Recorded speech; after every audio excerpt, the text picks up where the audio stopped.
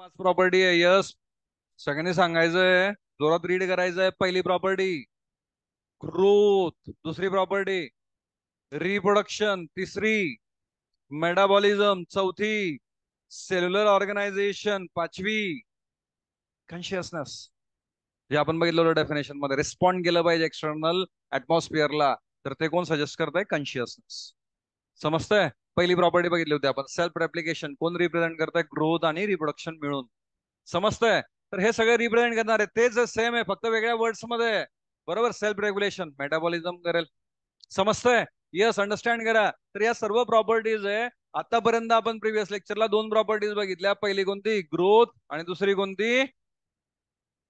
Reproduction. दोन property झाल्या आपल्या आतापर्यंत. आठवतंय का सर्वांना? तीन प्रॉपर्टी रिमेन आहे. कोणत्या तीन प्रॉपर्टी रिमेन आहे? Metabolism, cellular organisation, consciousness. तर आजच्या लेक्चरमध्ये या राहिलेल्या तीन प्रॉपर्टी आपण बघू. पण त्याच्या अगोदर दोन प्रॉपर्टी रिकॉल करा. ग्रोथ, मी सांगितलं होतं तुम्हाला, आठवा पहिला दिवस शाळेचा, आणि आता तुमचं कॉलेज सुरू झालंय, है ना? पहिला दिवस कॉलेजचा, है ना? खूप फरक आहे, खूप डिफरन्स है ना? बरोबर? यस. तेव्हा रडत होते पहिल्या दिवशी जायला शाळेत, है ना? बरोबर, सगळे रडत होते की नाही? आता सहावीला मी टाकलं शाळेत, आता गेली ती. पहिल्या दिवशी एकदम एन्जॉय, डान्स करते, खेळते. बरोबर, म्हटलं चला काही प्रॉब्लेम नाही. दुसऱ्या दिवशी जे रडणं सुरू जोरात. बरोबर, 2-4 दिवस है ना कंटिन्यू रडायला लागले. पहिल्या दिवशी सगळे रडतात. आता कॉलेजला जाताना बोर झाले घरी, है ना? कधी सुरू होईल कॉलेज, है ना? असं पण होतं कधी कधी. So yes, so many changes आहे. पण मग हा चेंजेस आपण या ठिकाणी बघतोय काय? ग्रोथ. ग्रोथ एक पॉइंट आहे. What is growth? कोण सांगेल? चला, ग्रोथ म्हणजे काय कोण सांगेल? बोला boys, what is growth? Growth कोणाला म्हणायचं? ग्रोथ होत झाली की नाही? बरोबर, सगळ्यांची ग्रोथ झाली. तुम्ही 11वीला आले म्हणजे ग्रोथ झाली. इन्क्रीज इन मास, है ना? Increase in mass, yes correct आहे. त्याला आपण काय म्हणतोय? ग्रोथ, है ना? आणि इन्क्रीज इन मास तर कसा व्हायला पाहिजे तो? By increase in number of cell. Internal growth. फक्त मास वाढणे, ग्रोथ होणे, है ना? हा नॉन लिव्हिंग आणि लिव्हिंगला डिफरन्शिएट करतो का? नाही. पण जेव्हा मास पण वाढलाय, पण तो कसा वाढलाय? सेलचे नंबर वाढल्यामुळे, सेलची साईज वाढल्यामुळे. That is important. समजतंय का मी काय बोलतोय? है ना? एखादी टेकडी आहे, त्याची साईज वाढली, मग ते काय लिव्हिंग बिंग झाली? नो. तिथे मास वाढला, पण मग तिथे नंबर ऑफ सेल वाढल्या का? नाही. तर ग्रोथला कसं डिफाईन कराल? Increase in number and mass of cells. That is important. कोणता वर्ड इम्पॉर्टंट आहे? सेल. इथे पण बघू आपण सेल्युलर ऑर्गनायझेशन मध्ये परत, है ना? पण मग यस, पहिले ग्रोथला डिफाईन करतोय आपण. Increase in number and mass of cell by cell division. Cell division झालं पाहिजे. सेल नंतर सेलचे नंबर वाढले पाहिजे. मायटोसिस झाल्यानंतर एका सेल पासून किती सेल बनतात? दोन. मिओसिस झाल्यानंतर एका सेल पासून चार सेल बनतात. डिफरन्स आहे. बरोबर? तर असं सेल डिव्हिजन झालं पाहिजे, इन्क्रीज झाले पाहिजे सेलचे नंबर, आणि एवढंच नाही तर मास पण इन्क्रीज झाला पाहिजे. रिप्रोडक्शन, है ना? रिप्रोडक्शन कसं डिफाईन कराल? है ना? Production of young ones, production of progeny, बरोबर, by the parents, having feature similar to those of parents, like begets like. है ना? तुम्हाला सांगितलं होतं मी कन्सेप्ट. हे सगळं झालंय आपलं. बरोबर, यस. आणि मग रिप्रोडक्शनचे पण दोन प्रकार आहे. कोणते कोणते? सेक्शुअल आणि असेक्शुअल रिप्रोडक्शन. सेक्शुअल आणि असेक्शुअल. ह्युमन्स मध्ये, प्लांट्स मध्ये कोणतं रिप्रोडक्शन होतं? Sexual only. कोणतं होतं? सेक्शुअल. असेक्शुअल होत नाही. पण यस, याला पण एक्सेप्शन आहे. आपण बघितलं काय? तर यस, या ठिकाणी असे काही लिव्हिंग बिंग्स आहेत, दे are living but they are not reproducing. कोण कोण आहे असे तीन एक्झाम्पल? पहिला म्यूल, दुसरा वर्कर बी, है ना? हनी बी नाही म्हणायचं, काय वर्कर बी म्हणायचं. बरोबर, कारण सगळ्या हनी बी नाही आहे तसं. बरोबर, वर्कर बी फक्त, है ना? ती स्टेराईल आहे, इम्पॉर्टंट आहे, है ना? एग्स देऊ नाही शकत, है ना? रिप्रोडक्शन नाही करू शकत. आणि इनफर्टाईल कपल. तिसरं एक्झाम्पल कोणतं बघितलं आपण? इनफर्टाईल कपल. बरोबर, तर हे तीन एक्झाम्पल आहे. They are living but can't reproduction, है ना? Can't reproducing. समजतंय का मी काय बोलतोय? बरोबर, तर इथपर्यंत आपलं झालं होतं. आता नेक्स्ट प्रॉपर्टी. नेक्स्ट प्रॉपर्टी, आता पुढच्या तीन प्रॉपर्टी त्याला एक्सेप्शन नाही आहे. ग्रोथला एक्सेप्शन होतं, एक्सटर्नल ग्रोथ. रिप्रोडक्शनला एक्सेप्शन बघितलं आपण. बरोबर, त्याच्यामुळे क्लिअर कट डिफायनिंग प्रॉपर्टी नव्हती. पण आता पुढच्या 3 प्रॉपर्टी त्यांना एक्सेप्शन नाही आहे. They are unique feature of the living beings. हे फक्त लिव्हिंग बिंग करेल, है ना. याला no exception. These are the, yes, आपण या ठिकाणी म्हणतोय defining property of the living beings. तर या डिफाइनिंग प्रॉपर्टी आहे पहिली मेटाबॉलिझम, है ना. तशी तिसरी आहे, पण पहिली का म्हणतोय मी, कारण डिफाइनिंग पहिली आहे. It is the some total of all biochemical reaction taking place inside a living system. Define करा मेटाबॉलिझम. झालंय का? याच्या आधी झालंय का वर्ड मेटाबॉलिझम? कसं डिफाईन कराल मेटाबॉलिझम म्हणजे? What is metabolism?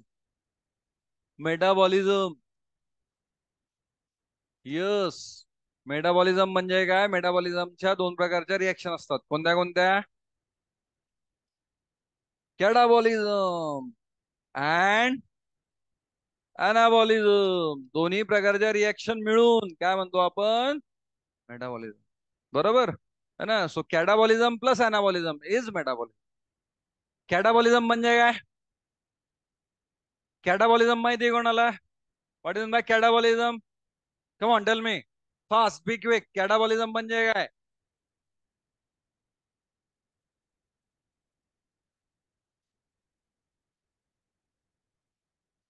काय? Complex molecule is get converted into simple molecule. Bigger molecule is get converted into smaller molecule. एक मिनिट. हॅलो. बोला.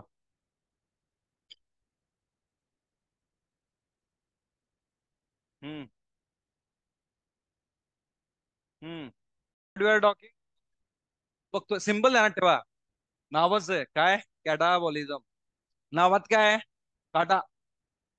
समजतोय का? म्हणजे नाईफ घेतला आणि काढतो. बरोबर. कॉम्प्लेक्स मॉलिक्युल होता, मोठा मॉलिक्युल होता, त्याला कापल्यानंतर काय तयार होईल? छोटे छोटे सिंपल मॉलिक्युल. आणि याच्या वाईस वर्सा, याच्या अपोजिट, याच्या रिव्हर्स काय असणार आहे? अनाबॉलिझम. अना नावातच आहे, है ना. काय? अना. बरोबर. छोटे छोटे मॉलिक्यूल कम टुगेदर. बरोबर. छोटे छोटे molecule come together and then going to form the complex molecule. So when simple molecule जेव्हा, है ना, सिंपल मॉलिक्यूल कशामध्ये कन्वर्ट होईल? कॉम्प्लेक्स मॉलिक्यूल मध्ये. बरोबर है ना. अना म्हणजे अनाबॉलिझम आणि काटा म्हणजे कॅटाबॉलिझम आणि दोन्ही मिळून मेटाबॉलिझम. किंवा दुसरी डेफिनेशन काय आहे? सम total of some total of all the reaction sum total of all the reaction which is going to taking place inside the cell.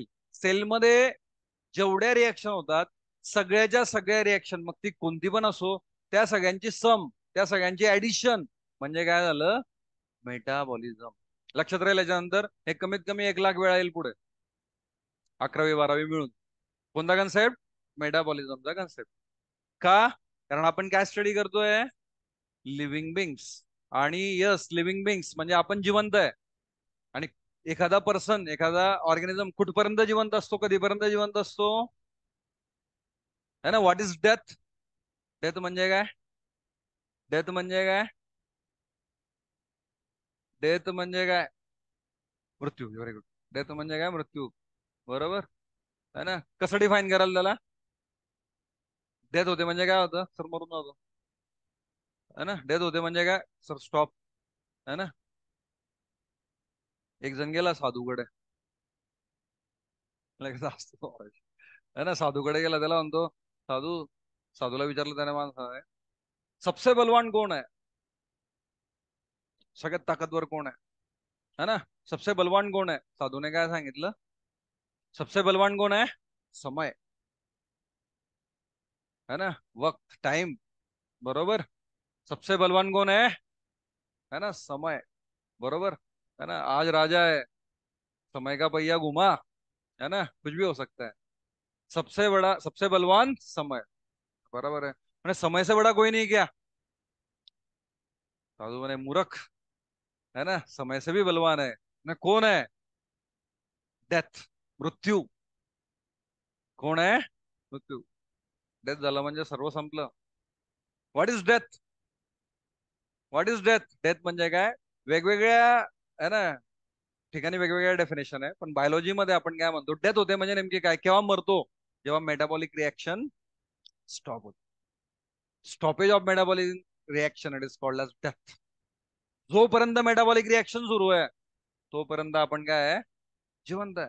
तोपर्यंत एनर्जी बनत राहील, तोपर्यंत आपण जिवंत आहे. आपण मरतो एक दिवस, है ना, सगळ्यांना मरायचंय सर काय बरोबर, एक दिवस सगळ्यांना मरायचंय. केव्हा मरू आपण, जेव्हा आपल्या सगळ्या मेटाबॉलिक रिएक्शन स्टॉप होतात. त्याच्यामुळे त्याच्यामुळे हेल्दी हेल्दी लाईफस्टाईल जर असेल तर मेटाबॉलिक रिएक्शन है ना कंटिन्यू राहतील. जर तुम्ही लाईफस्टाईल अफेक्ट कराल तर, बरोबर है ना. तर यस, सगळ्यांना समजलंय मेटाबॉलिक रिएक्शनचा इम्पॉर्टंट. आय थिंक 1 लाख वेळा येईल कमीत कमी, ध्यानात ठेवा. Sum total of all the reaction, किंवा आपण काय म्हणतोय, कॅटाबॉलिक प्लस अनाबॉलिक, है ना, यांचं जे सम आहे त्याला आपण काय म्हणणार आहे, मेटाबॉलिझम. क्लिअर सगळ्यांना, बरोबर है ना. तर आपण बघितलं मेटाबॉलिझम, यस, है ना. पण मग त्या माणसाने साधूला अजून विचारलं होतं, म्हणे मृत्यू, मृत्यू से भी बड़ा है क्या कोई. साधू म्हणे है. कौन है मृत्यू से बड़ा, कौन है, कौन है मृत्यू से बड़ा, सांगा कोणाला माहिती आहे का. नाही, जाऊ द्या, सोडा विषय. इकडे आपण बघू कोण, सेल्युलर ऑर्गनायझेशन. नेक्स्ट पॉइंट, है ना, नेक्स्ट पॉइंट सेल्युलर ऑर्गनायझेशन. साधूने सांगितलं मृत्यू से भी बड़ा कौन होता है, मन. मृत्यू से भी बड़ा कौन है, मन. जो मन को कंट्रोल कर सका, है ना, वो सब कुछ कर सका, है ना. तर यस, अंडरस्टँड करा. नेक्स्ट पॉइंट, यस, मेटाबॉलिझम नंतर cellular organisation. So when we talk about cellular organisation, पण एक सेंटेन्स राहून गेलाय मेटाबॉलिझमचं, बघा कोणतं राहून गेलाय. Metabolic reaction can be demonstrated outside the body in cell free system. Metabolic reaction आपण शरीराच्या बाहेर पण घडवून आणू शकतो, आउटसाइड द बॉडी पण घडवून आणू शकतो, सेल फ्री सिस्टीम मध्ये पण घडवून आणू शकतो. कोणाला माहिती त्यासाठी अनाटॉमिकल वर्ड, जेव्हा सेलच्या बाहेर मेटाबॉलिक रिएक्शन होते त्या, है ना, मेटाबॉलिक रिएक्शन साठी कोणता वर्ड आहे, इन. आठवतोय कोणाला, इन विट्रो. फर्टिलायझेशन नाही, फक्त रिएक्शन, बरोबर. फर्टिलायझेशन वेगळं होऊन जाईल, है ना. इथे काय म्हणतोय आपण, यस, है ना, त्याच्यावर त्या टॉपिक वर पण येऊ आपण, पण यस, है ना, IVF इन विट्रो फर्टिलायझेशन कोण करतं, इनफर्टाईल कपल्स. पण यस, जनरली कोणतीही रिएक्शन जेव्हा सेलच्या बाहेर होईल त्या रिएक्शनला आपण काय म्हणतोय, यस, या ठिकाणी, तर in vitro reaction. And isolated metabolic reaction in vitro are not living thing but are living reaction. तर असा MCQ येऊ शकतो तुम्हाला. डिफायनिंग प्रॉपर्टी कोणती आहे, मेटाबॉलिझम. पण जर इन विट्रो रिएक्शन आहे, इन विट्रो मेटाबॉलिक रिएक्शन आहे, तर ती लिव्हिंग ऑर्गॅनिझम आहे का. समजतंय MCQ तुम्हाला काय येऊ शकतो या लाईनवर, है ना. इफ यस, या ठिकाणी आयसोलेटेड मेटाबॉलिक रिएक्शन आहे, तर ती, है ना, या ठिकाणी लिव्हिंग ऑर्गॅनिझम आहे का. Answer is no. ती सेलच्या आतमध्ये असते तर ती सेल लिव्हिंग ऑर्गॅनिझम झाली असती, पण ती इन विट्रो आहे, सेलच्या बाहेर आहे, तर ती लिव्हिंग ऑर्गॅनिझम नाही आहे, तर ती काय आहे, लिव्हिंग रिएक्शन आहे. It is not living organism, although it is living reaction only. Organism नाही आहे, फक्त रिएक्शन आहे ती, म्हणून लिव्हिंग रिएक्शन म्हणायचं त्याला, है ना. तर मेटाबॉलिझम पण आपण संपवला. चौथा पॉइंट आहे सेल्युलर ऑर्गनायझेशन, है ना, सेल्युलर ऑर्गनायझेशन. तर यस, आपण या ठिकाणी बघतोय सेल्युलर ऑर्गनायझेशन, है ना. Organism are made up of one or more cell. Organism जे आहेत ते कशापासून बनलेले आहेत, एक एक पेशीय किंवा बहुपेशीय, है ना, one or more cells. Single cell पासून बनले असतील किंवा खूप साऱ्या सेल पासून बनले असतील. It is the defining feature. हे डिफायनिंग फीचर आहे लिव्हिंग बिंग. जे नॉन लिव्हिंग बिंग आहे ते सेल पासून बनलेले नसतात, पण जे लिव्हिंग बिंग आहे कोणताही असो, प्लांट असेल, अॅनिमल असेल, बॅक्टेरिया असेल, एनिथिंग, बरोबर, which is made up of cell, it is living, बरोबर. तर डिफायनिंग प्रॉपर्टी कोणती आहे ना, ऑर्गॅनिझम, है ना, made up of either single cell और many cell, but yes, it is the defining feature. हे एक डिफायनिंग प्रॉपर्टी आहे, डिफरन्शिएट करतं नॉन लिव्हिंग बिंग आणि यस लिव्हिंग बिंगला. Yes, what, that is nothing but the, है ना, सेल्युलर ऑर्गनायझेशन. सेल्युलर ऑर्गनायझेशन असेल तर that is living. And then last not the least, it is the ability of the organism to sense their environment and respond to environmental stimulus. कोणाबद्दल बोलतोय आपण, consciousness, है ना. Consciousness, consciousness म्हणजे काय, consciousness म्हणजे काय, yes, it is the ability of organism.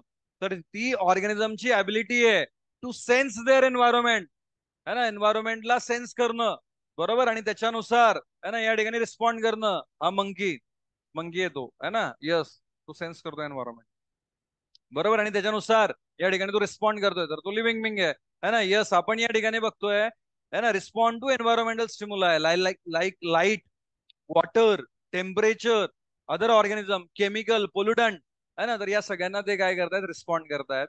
आणि मग त्यांना आपण या ठिकाणी काय म्हणतोय, yes they are living. All organism are aware of their surrounding. सगळे ऑर्गॅनिझम त्यांच्या सराउंडिंगला अवेअर असतात. बरोबर है ना. जे सराउंडिंगला जर अवेअर झाले नाही तर मासे ट्रॅप होतील ते.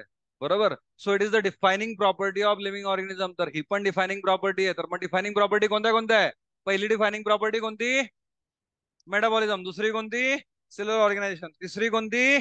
कॉन्शियसनेस. आणि या दोन कशा आहेत? सपोर्टिंग. या दोन कशा आहे? पहिल्या सपोर्टिंग. पण तीन शेवटच्या कशा आहेत? डिफायनिंग. यस, अंडरस्टँड करा. ह्युमन बिंग, ह्युमन बिंग कडे कॉन्शियसनेस आहे का? यस, ह्युमन बिंग कडे कॉन्शियसनेस आहे. है ना. फक्त कॉन्शियसनेस नाहीये, तर अजून एक पॉवर आहे. आणि त्याच्यामुळे आपलं राज्य आहे पृथ्वीवर. त्याच्यामुळे वी आर सुपेरियर, है ना, as compare to other animal. बरोबर. तर ती कोणती गोष्ट आहे? यस, कॉन्शियसनेस तर आहे, पण त्यांच्याकडे अजून काय आहे? Self conscious. बरोबर समजतंय, है ना. तर त्यांच्याकडे कोणती आहे? सेल्फ कॉन्शियसनेस आहे. So human is the only organism having self consciousness. है ना. ह्युमन बिंग असा ऑर्गॅनिझम आहे ज्याच्याकडे काय आहे? सेल्फ कॉन्शियसनेस आहे. बरोबर. तर ही एक ऍडिशनल प्रॉपर्टी आहे. आणि यस, इथे आपण आता या ठिकाणी बघू next point, that is diversity. Diversity in the living world. इथपर्यंत काय डाऊट आहे? इथपर्यंत काय क्वेश्चन आहे तर विचारा, यू कॅन आस्क. बरोबर. पाचही प्रॉपर्टी समजल्या का? बरोबर. कम ऑन, टेल मी. है ना, न बघता, है ना, यस पुस्तकात न वाचता सांगा. पहिली प्रॉपर्टी ग्रोथ. Second reproduction. तिसरी मेटाबॉलिझम. Very good, excellent. चौथी सेल्युलर ऑर्गनायझेशन. पाचवी कॉन्शियसनेस. आणि ह्युमन बिंग कडे अजून काय आहे? Self consciousness. बरोबर. आणि याच्यामध्ये शेवटच्या तीन डिफायनिंग आहे, दोन कोणत्या आहे? सपोर्टिंग आहे. आणि पहिला पॉईंट जो आहे तो आपण या चॅप्टरचा कम्प्लीट केलेला आहे. कोणता? लिव्हिंग बिंग आणि त्याच्या प्रॉपर्टीज. याच्यामध्ये काय डाऊट आहे? आता आपल्याला बघायचं नेक्स्ट पॉईंट कोणता, पुढचा पॉईंट कोणता? डायव्हर्सिटी. लिव्हिंग वर्ल्ड मध्ये डायव्हर्सिटी काय काय? What is the diversity? है ना, या इमेज मध्ये तुम्ही बघू शकता डायव्हर्सिटी. डायव्हर्सिटी म्हणजे काय? मराठीमध्ये काय म्हणतो आपण डायव्हर्सिटीला? जैविक विविधता. बरोबर है ना. वेगवेगळे जे फॉर्म्स आहेत लिव्हिंग बिंग्सचे. बरोबर. यस, आपण या ठिकाणी बघतोय, है ना, वेगवेगळ्या प्रकारचे ब्युटिफुल, है ना, या ठिकाणी एन्व्हायरमेंट मध्ये ब्युटिफुल अॅनिमल्स आर देअर. है ना. तर म्हैस कुठे ब्युटिफुल, व्हॉट एव्हर. बरोबर. आपण या ठिकाणी काय बघतोय, है ना, हा जो डिफरंट फॉर्म आहे ना, तर याला आपण या ठिकाणी काय म्हणतोय? Yes, here we can say it is attracting.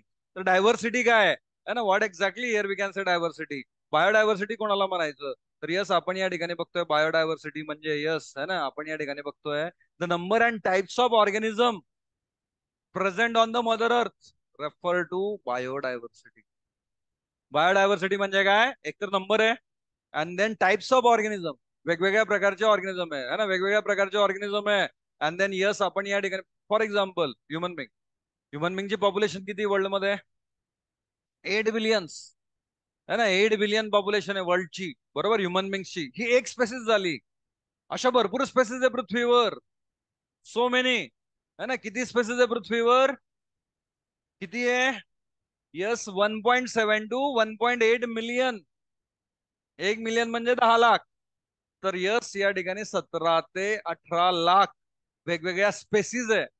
आणि त्यातली एक ह्युमन बिंग, आणि त्याची पॉप्युलेशन 8 बिलियन. समजतंय का मी काय बोलतोय? अशा जवळजवळ 18 लाख वेगवेगळ्या स्पेसिस आहे, आणि मग त्यांची पॉप्युलेशन.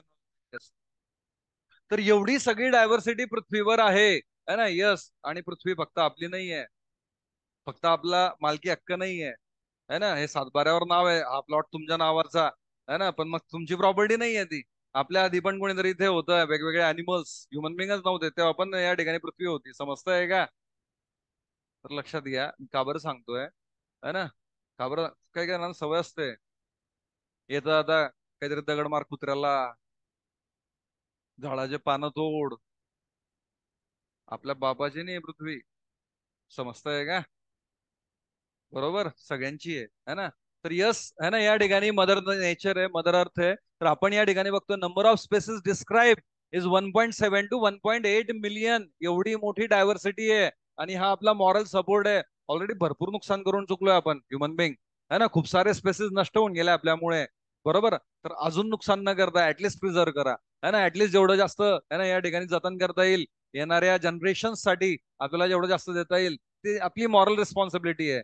बरोबर. यस, है ना. तर इथे आपण आता या ठिकाणी बघू पुढचे पॉईंट टॅक्सोनॉमी असेल सिस्टमॅटिक्स अँड देन यस या ठिकाणी है ना सिस्टमॅटिक्स म्हणजे काय है ना एक सायंटिस्ट आहे जुन्या काळात 17व्या शतकामध्ये है ना अशी हेअरस्टाईल राहायची जस्ट सारखी बरोबर आता चेंज झाली है ना तर यस या ठिकाणी कॅरोलस लिनियस है ना it is the name of scientist तर हे आपण डिटेलमध्ये स्टडी करू बरोबर basic principle of taxonomy characterisation काय आयडेंटिफिकेशन काय क्लासिफिकेशन काय नॉमेन कल्चर काय तर उद्याचं लेक्चर महत्वाचं आहे है ना तर हे सगळं आता आपण उद्याच्या लेक्चरला अंडरस्टँड करू है ना तर विदाऊट डिले घरी गेल्यानंतर फ्रेश व्हा बरोबर काय तुमचं काम करायचं असेल ते करून घ्या बरोबर 8 वाजता कमीत कमी अभ्यासाला बसा परत है ना fill in the blanks complete करा ग्रुपवर शेअर करा 8:30ला काय असेल DNRP बरोबर अब्सेंट राहायचं नाहीये सर्वांनी क्लिअर आहे एंड करतोय है ना यू कॅन लिव्ह जाऊ शकता